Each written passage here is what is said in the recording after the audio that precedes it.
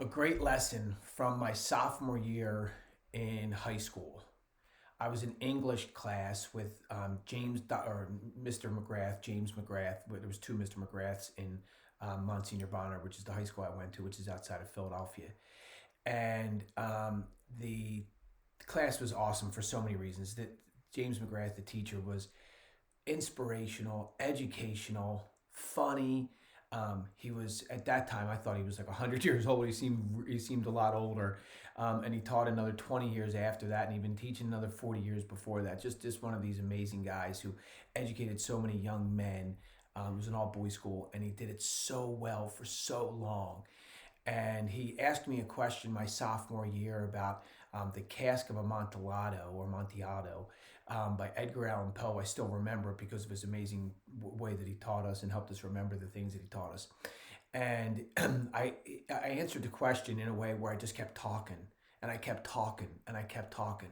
And finally he said, "Mr. Lake, do you know that a constipated brain produces a diuretic mouth?" And so everyone laughs.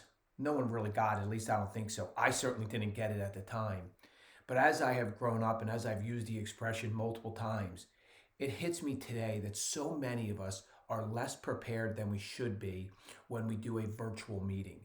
In other words, we do lots of meetings. We go from meeting to meeting to meeting to meeting. We go from appointment to appointment to appointment to appointment. So we don't do as good a job of preparing. And when we are prepared, we have this constipated brain. And that constipated brain produces this diuretic mouth that where we just talk and talk and talk because we don't have our thoughts collected. We don't have our preparation done, which doesn't allow our thoughts to be collected and doesn't allow what we're saying to be as clear as we would like it to be.